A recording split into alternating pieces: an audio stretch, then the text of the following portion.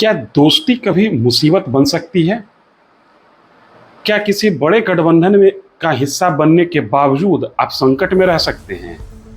संघीय शक्ति कलयुगे एक मंत्र था, ये मंत्र आज अपना वजूद खो रहा है। ऐसा मैं इसलिए कह रहा हूं कि कुछ नेता ऐसे हैं जो बड़े संगठन का हिस्सा होने के बाद संकट में आ गए हैं। आप देखना शुरू कर चुके हैं लेट्स डिस्कस और मैं हूं आपके साथ धीरेन्द्र। महागठबंधन जिसको कि विपक्षी एका जिसे आज इंडिया नाम से जाना जाता है, वहां पर of the record seat adjustment को लेकर बातें शुरू हो गई हैं और इन बातों के शुरू होते ही दो बड़े नेता संकट में आ गए हैं। एक नाम है अरविंद केजरीवाल, इनके पॉलिटिकल पार्टी का नाम है आप, दावा the fastest growing party of Indian democracy, भारतीय लोकतंत्र का सबसे तेजी से आगे बढ़ने वाला, बड़ा होने वाला दल। और निश्चित तौर पर 2013 से यह पार्टी शुरू हुई, आज 2023 है। 10 साल में इस पार्टी ने 2 प्रदेश में सरकार बना ली, एक प्रदेश में दोबारा सरकार बनाई है और राष्ट्रीय दल का इसे मान्यता मिल गया, इसलिए इसका यह दावा सही है। दूसरी पार्टी है जदयू। इसके बारे में यह कहा जाता है कि द फास्टेस्ट पलटने वाली पार्टी।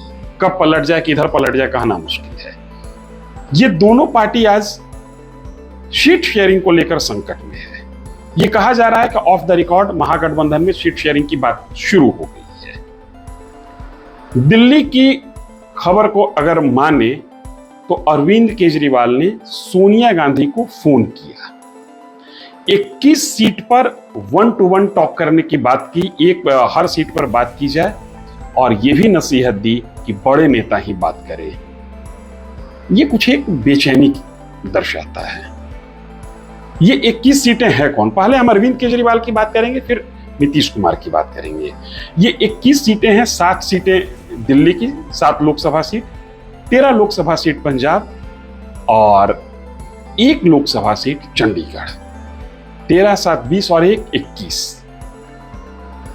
अब देखिए यहां पर अरविंद केजरीवाल की बेचैनी क्या है। दरअसल महागठबंधन में कौन रहेगा कौन जाएगा, इसको लेकर अब कुछ एक लॉजिक बदला है। ऐसा पहले पॉलिटिकल पंडितों का मानना था कि दिल्ली सेवा विधेयक के लोकसभा और राज्यसभा से पास होने के बाद अरविंद केजरीवाल वो पहले व्यक्ति होंगे जो महागठबंधन से निकलेंगे। लेकिन अब ये कहा जा रहा है कि अरविंद केजरीवाल की मजबूरी हो गई महागठबंधन में टिके रहना। इसलिए मजबूरी हो गई कि अरविंद केजरीवाल जितना बड़ा हैं और जितना बड़ा होना चाहते हैं, इसके लिए उनको उतना बड़ा दिखावा करना होगा और दावा करना होगा। और वो दावा बड़ा तभी हो सकता है जब ये लोकसभा के चुनाव में कुछ सीट जीत जाएंगे। 2 बार से दिल्ली में ये सरकार बना रहे हैं। 70 विधानसभा वाली सीट में पिछली बार ये 63 सीट जीतते थे और इस बार भी 62-63 सीट जीतने में ये कामयाब रहे हैं। लेकिन इसी दिल्ली से 7 लोकसभा सीट है जहां पर 7 में 5 पर ये तीसरे नंबर की पार्टी बन जाते हैं। दूसरे नंबर की पार्टी कांग्रेस रहती है और 7 सीट जीतने में कामयाब लगातार 2 लोकसभा चुनाव से बीजेपी हो रही है। अरविंद केजरीवाल की दूसरी मुश्किल पंजाब को लेकर है।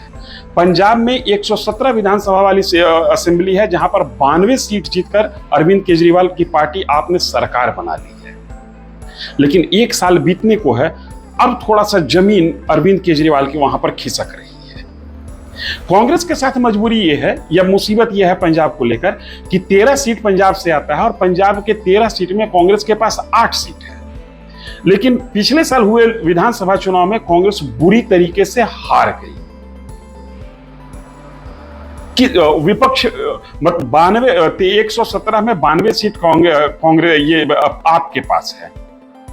अब कांग्रेस के पास मजबूरी ये है कि पंजाब में उसको अपनी जमीन को बचाए रखने के लिए आपके शरण में जाना होगा। आपकी शरण में इसलिए भी जाना होगा कि दोनों का वोट बैंक कमोबेश एक ही है। दिल्ली हो या पंजाब, आप खड़ी हुई है कांग्रेस के ही जमीन पर। आपकी राजनीतिक दीवार, राजनीतिक भवन, राजनीतिक महल आपका जो है वो कांग्रेस की ही जमीन पर खड़ी हुई है। खैर, बात शुरू करते हैं। अरविंद केजरीवाल ने फोन किया और कहा कि इन 21 सीटों पर बातचीत कर ली जाए। अब आप कहिएगा कि इसमें नया क्या है? चुनाव आने हैं, 6-7 महीने बाद चुनाव होने हैं, सीट शेयरिंग की बात होनी चाहिए, लेकिन थोड़ा सा रुकिए, कुछ है खास इसमें। ये उतावलापन अरविंद केजरीवाल का इसलिए है कि अरविंद केजरीवाल इसी बहाने आगामी जो 5 राज्यों में विधानसभा चुनाव होने हैं उसमें भी सीट शेयरिंग चाहते हैं।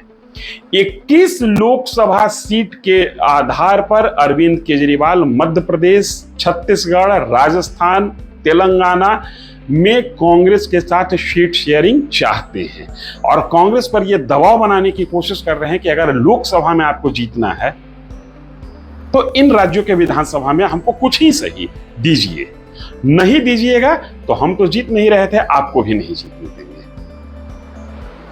दिल्ली से कांग्रेस पिछले 2 लोकसभा चुनाव से एक भी सीट जीतने में कामयाब नहीं हो रही है और पंजाब में कांग्रेस की हालत खस्ता हो चुकी है। और विधानसभा और लोकसभा में इक्वेशन बदल जाता है। विधानसभा में आंधी चाहे जिसके नाम पर चले, लोकसभा चुनाव में पिछले 2 इलेक्शन से यह देखा जा रहा है कि मोदी मैजिक सर चढ़कर बोलता है। बीजेपी के लिए बहुत परेशानी नहीं है दिल्ली में, इसलिए परेशानी नहीं है कि विधानसभा चुनाव में भी बीजेपी पिछले 2 बार से हार जरूर रही है आपसे, लेकिन इसका वोट परसेंटेज अपनी जगह पर बना हुआ है। जितना वोट परसेंटेज इसके पास 2014 में था, 13 में था, 15 में था, वही 20 में भी देखा गया। इसका मतलब कि बीजेपी का वोट जो है वो बीजेपी के साथ बना हुआ है, भले उसमें कुछ इजाफा नहीं हो रहा है। हाँ, एमसीडी इलेक्शन में बीजेपी हारी है और ये बीजेपी के लिए एक सेटबैक है, लेकिन इसके बीजेपी इस सेटबैक को लोकसभा चुनाव में इस तरीके से देख रही है कि मोदी मैजिक के सामने एमसीडी इलेक्शन का भी फैक्टर है जो नहीं चलेगा। लेकिन प्रचंड बहुमत से दिल्ली विधानसभा में सरकार बनाने के बावजूद आप और कांग्रेस दोनों का खाता दिल्ली से लोकसभा चुनाव में नहीं खुलता है।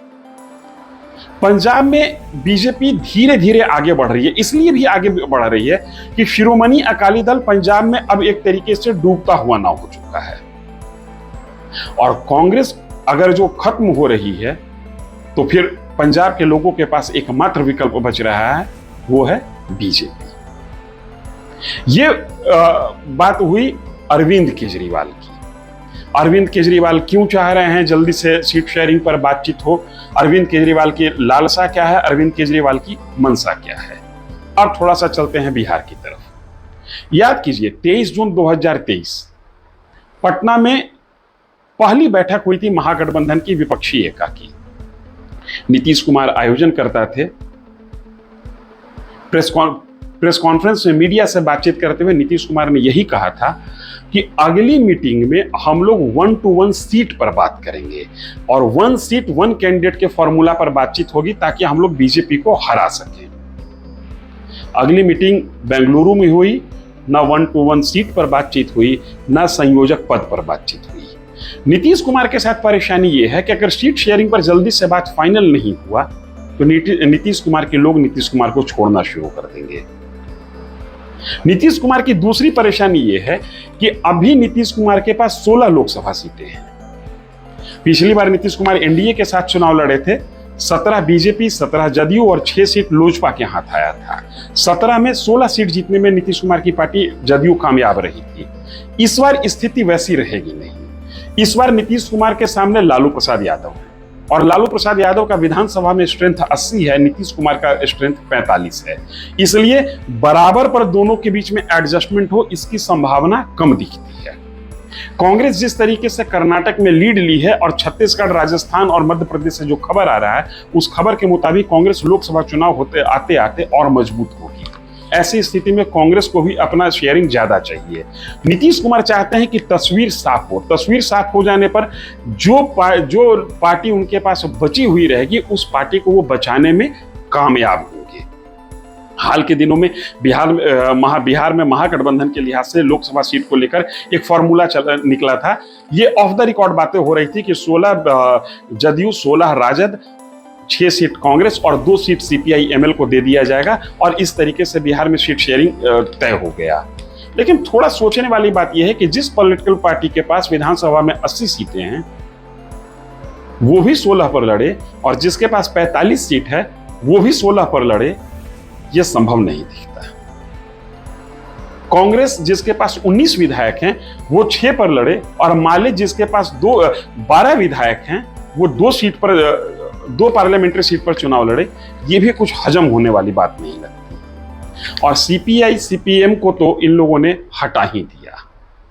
लिहाजा बिहार की स्थिति यह है कि 6 पॉलिटिकल पार्टी के बीच में 40 सीटों को बांटना है, जिसमें एक पॉलिटिकल पार्टी राष्ट्रीय स्तर पर है, एक पॉलिटिकल पार्टी बिहार में सबसे बड़ी पार्टी है, एक पॉलिटिकल पार्टी इस गठबंधन में बिहार के लिहाज से संसद में सबसे बड़ी पार्टी है, और एक पॉलिटिकल पार्टी ऐसी है जिसके बारे में कम से कम लालू प्रसाद यादव जानते जरूर हैं कि अगर वो नहीं होती साथ में तो 80 सीट प्राप्त करना मुश्किल होता। इसलिए मैं कह रहा हूं कि गठबंधन में जाने के बाद संकट में है सरकार। नीतीश सरकार भी संकट में है और केजरीवाल सरकार भी संकट में है। केजरीवाल देखिए चाहते हैं कि ज्यादा से ज्यादा सीट प्राप्त हो उनको पंजाब में। पंजाब का इक्वेशन ये है कि पंजाब में 117 विधानसभा सीट है और 13 लोकसभा सीट है। अगर 13 और 117 को अगर जो कॉम्बिनेशन डिवाइड करके देखें तो 9 विधायक पर 1 लोकसभा, 92 विधायक केजरीवाल के पास हैं। तो क्या माना जाए, 10 सीट केजरीवाल को और कांग्रेस जो कि 8 सीट जीती हुई है उसके पास 3 ही सीट होगा। केजरीवाल भी चाहते हैं कि शुरू में ही बार्गेनिंग फिक्स हो जाए। यहां बार्गेनिंग फिक्स होगा, अगला दबाव बनाएंगे राजस्थान पर, उसके बाद मध्य प्रदेश, छत्तीसगढ़ और तेलंगाना पर। इसलिए मैं कहा कि गठबंधन में आने के बाद संकट शायद बड़ा हो जाता है। हम इस तरीके के तमाम राजनीतिक संकटों का समाधान निकालते रहेंगे, संकट के अंदर की खबर की पड़ताल करते रहेंगे। आप बने रहिए हमारे साथ और चैनल को लाइक और सब्सक्राइब करना ना भूलें। धन्यवाद।